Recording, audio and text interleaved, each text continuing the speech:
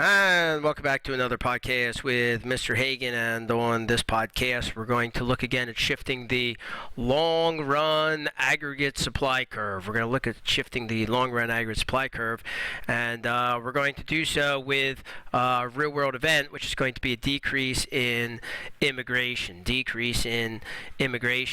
So if we get a decrease in immigration, then, we got to think about all the things that would shift the long-run aggregate supply curve. There's going to be the determinants of long-run aggregate supply, which are the same as the determinants of the production possibilities curve. So they're going to be land, labor, capital, entrepreneurial skills, and technology. So a decrease in immigration, I'm going to say, is going to change labor.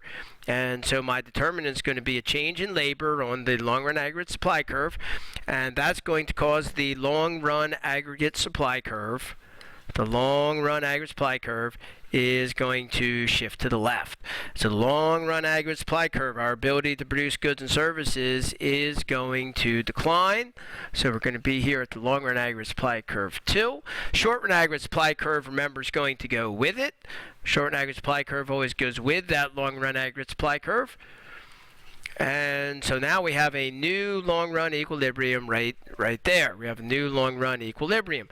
And so what's going to happen as a result? Well, first of all, let's write down our story. Our aggregate supply story is going to be that we have a decrease in labor available to produce goods and services, and that's going to reduce production.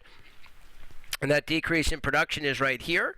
And by the way, that's also a decrease in our potential. It's not just like some short-run thing. This is our long-run potential to produce goods and services has now gone down. Our long-run potential to produce goods and services has now gone down. And so then if our long-run to produce ability to produce goods and services has gone down, then that's going to it's going to go down because we are producing fewer goods and services. And if we are producing fewer goods and services, then that means that prices are going to begin to rise. There are fewer goods and services available for people to buy, and prices are going to start to get bid up.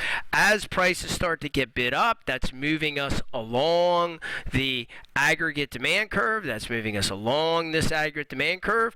And so when we get an increase in prices, then that means that real wealth is going to decrease. That's going to be a decrease in real wealth.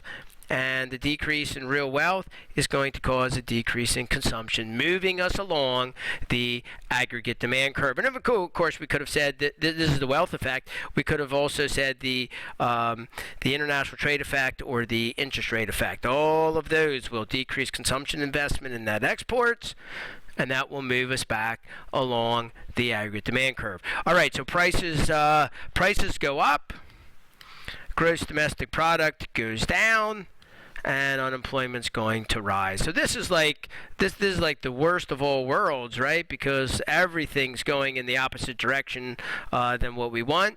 We have inflation. We have lower incomes, lower production, people losing their jobs. This is a pretty tough situation. Now, there's really not, if I say that the government does respond, but just let's think if the government does not respond. If the government doesn't do anything, well, that's it. I mean, nothing else is going to happen because we are in long-run equilibrium. We are at our long-run potential, which is now lower than it was before. And so if that happens, then we're done. We don't have to do anything coming back down this other side because we're done. There's nothing that we are in long-run and short-run equilibrium at the same time. So we're finished with our analysis. Now, if we have a Keynesian response, if the government then does respond,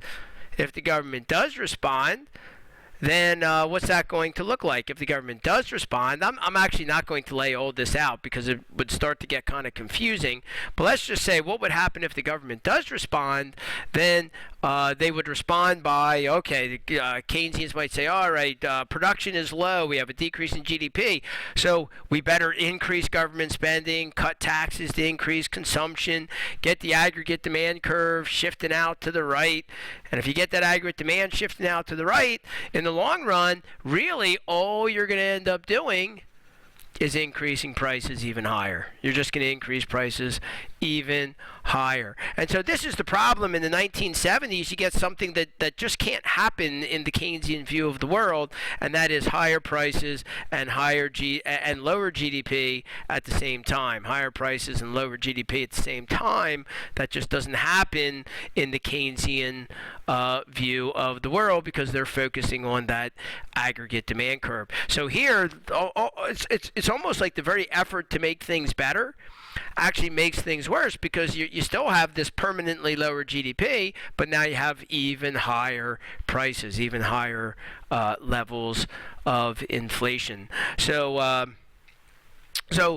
when the long-run aggregate supply curve shifts to the left, there's no classical response to talk of, and if you try a Keynesian response, well, it really isn't going to make things better. It's really not going to make things better. If anything, it's going to make things worse, driving up prices. And this, to a great extent, is what's going on in the 1970s, where we get big increases in the price of oil. Aggregate supply curves are shifting into the left, and we're responding to that in a Keynesian fashion by shifting aggregate demand to the right and just driving up inflation, which is what we see in the 1970s. So remember our word for this. We call this, we said this on another video, but we call this stagflation. We call that, let me back that up, we call that stagflation. So we have stagflation. We have a stagnant economy and inflation at the same time, and the Keynesian solutions really won't take care of this. So we really need to think about this. We might want to think about it this way. If you have an aggregate supply problem, then you're going to want an aggregate supply solution. You're going to look for a supply-side solution. And then one might argue that if you have an aggregate demand problem, one might say that happened in the 1930s. If you have an aggregate demand problem, then you want some kind of aggregate demand solution. And that might be true, but these are kind of controversial statements. There's definitely disagreement about all of this in the economic profession between the kind of classical and Keynesian economists. All right, this has been Mr. Hagan on another podcast. Thanks for joining me, and we'll see you on the next podcast.